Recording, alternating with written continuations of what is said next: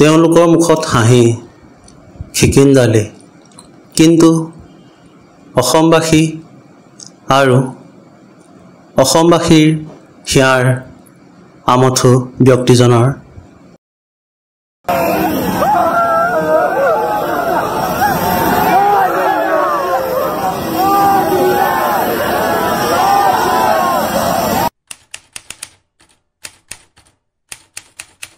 মই যে কৈছিলো এৰি নিদিয়ে দাদা, এতিয়াও মোক এৰি নিদিলে দাদা, চবেই এৰি দিলে দাদা,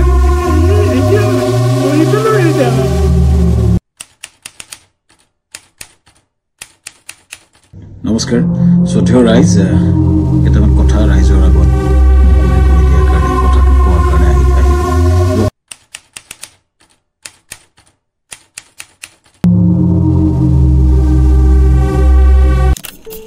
ভিডিঅ' আৰম্ভণিতে স্পষ্টকৈ কৈ লওঁ, এয়া মোৰ ব্যক্তিগত বিশ্লেষণ। এই ভিডিঅ'ত যি কোৱা হৈছে এয়া আজিলৈকে আমি যিবোৰ তথ্য দেখিছোঁ, যিমানবোৰ সংবাদ মাধ্যম, সামাজিক মাধ্যম আৰু আইনৰ ধাৰা আছে, এই সকলোবোৰ তথ্যৰ ওপৰত ভিত্তি কৰি আজি মোৰ এই ভিডিঅ'। মই কোনো অধিবক্তা বা আইনী বিশেষজ্ঞ নহওঁ। সঠিক আইনী পদক্ষেপ ল'বৰ বাবে অনুগ্ৰহ কৰি এজন অভিজ্ঞ অধিবক্তাৰ সৈতে পৰামৰ্শ ল'ব। আজিৰ আলোচনাৰ উদ্দেশ্য হৈছে আমি যিমানবোৰ তথ্য লাভ কৰিছোঁ এইবোৰক আইনগত দৃষ্টিকোণৰ পৰা জনসাধাৰণক সজাগ কৰা। আমাৰ দায়িত্ব হৈছে সঁচা তথ্যৰ সৈতে ৰাইজক জ্ঞাত কৰোৱা।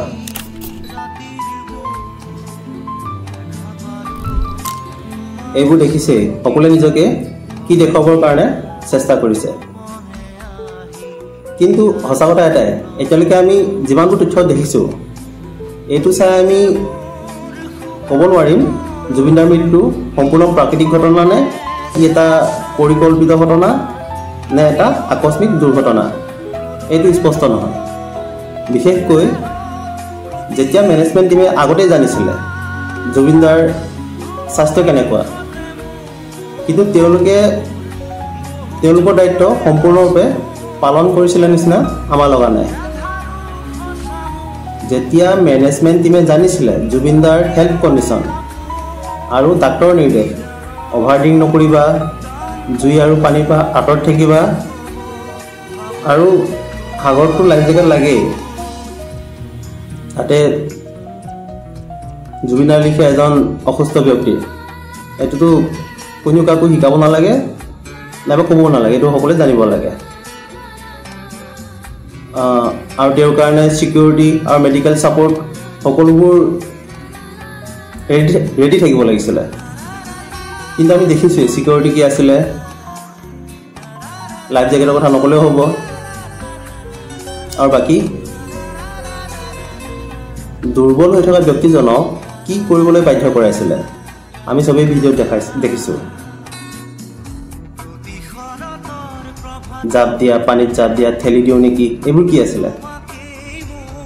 এইবিলাকতো মিছা নহয়, আমি কল্পনা কৰিব নোৱাৰিম সেই সময়ত জুবিনদাৰ অৱস্থা কেনেকুৱা আছিলে, কিমান কষ্ট খাই আছিলে, মানসিক আৰু শাৰীৰিক দুয়োফালে। এনে ব্যক্তিজন চাগে ৰাতি কিমান শুব পালে, কি এইটো আমি ক'বই নাযাওঁ বাৰু। জাৰ্ণি, তাত আকৌ পাৰ্টি, ডেট মিনছ বুজিছাই, এতিয়ালৈকেতো সংবাদ মাধ্যমতো গোটেইকেইটা ওলাই আছে। সেই সময়ত জুবিনদাৰ অৱস্থা কিমান বেয়া আছিল এইটো আমি কেতিয়াও কল্পনা কৰিব নোৱাৰোঁ। বেচাৰ চাগে বেণ্ড বাজি আছিলে, কিন্তু সেইকেইজন ব্যক্তিৰ কাৰণে, ফ'ৰ্চ কৰি থকাৰ কাৰণে এনেকুৱা লাগিছে। ভিডিঅ'টো চাইতো এনেকুৱাই লাগিছে, তেওঁৰ অৱস্থাটো এতিয়াও বেয়া, কিন্তু ফ'ৰ্চটো কৰি আছে। তাতে জুবিনদাই হাৰ মানিব নাজানে, কিবা এটা কৰো লাগিয়ে থাকে। তাতে পানীৰ প্ৰতি দুৰ্বলতা, সাগৰ তলিত গৈ পিনি তাৰ বহুত ইচ্ছা আছিলে। কিন্তু সেইটো সময়ত মেনেজাৰ কি দায়িত্ব আছিলে? তেওঁক পানীলৈ ঠেলি দিম এইবিলাক চাই থকা শুনি থকা নাই, মানে নিজে তাত অংশগ্ৰহণ কৰা নে জুবিনদাৰ চেফটি নিশ্চিত কৰা? যদি তেওঁৰ কিবা কাম তেওঁৰ শৰীৰৰ কাৰণে আৰু জীৱনৰ কাৰণে কিবা বিপদ আনিব পাৰে, এইটো তেখেতে বিচাৰিলেও বাধা দিয়াটো কাৰ কাম আছিলে? মেনেজাৰৰ কাম আছিলে। আৰু বাকী সকলোকে মানা কৰা। জুবিনৰ ছিকিউৰিটি, মেডিকেল, ৰেস্কিউ টিম সকলোবোৰ নিশ্চিত কৰি ৰখাটো কাৰ কাম আছিলে? মেনেজাৰৰ কাম আছিলে। লগতে তাৰ ষ্টাফোতো আছিলে। তেওঁলোকৰ কি দায়িত্ব আছিলে? জুবিনদাৰ হেল্থ ৰুটিন চেক কৰি থকা, ৰেষ্ট মনিটৰ কৰা, ইকুইপমেণ্ট ছেফটি নিশ্চিত কৰা, emergency response, first aid kit এইবিলাক সকলো ৰেডি কৰি ৰখা। এইটো আছিলে ষ্টাফৰ কাম। লগত আৰু অৰ্গেনাইজেশ্যনৰ কাম সেইবিলাকতো আছেই। তেওঁলোকৰতো একেটাই দায়িত্ব আছিলে, কোনো কাম আৰম্ভ কৰাৰ আগতে সাম্ভাৱ্য বিপদসমূহ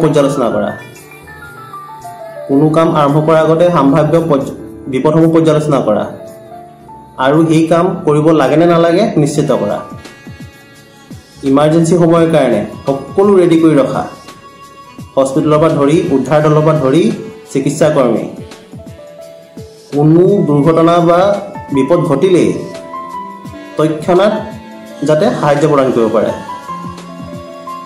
আৰু পাৰফৰ্মাৰ, মেনেজমেণ্ট আৰু ষ্টাফ সকলোৰে মাজত যোনবিলাক নীতি নিয়ম থাকে, সুৰক্ষাৰ দৃষ্টিভংগীয়ে হওক নাইবা যিকোনোৱে, এই সকলোবোৰ চবকে বুজাই দিয়া আৰু এইটো পালন কৰিবলৈ সিহঁতক বাধ্য কৰোৱা। এইটো কাম হ'ল অৰ্গেনাইজেশ্যন। কিন্তু আমি কি দেখিলোঁ?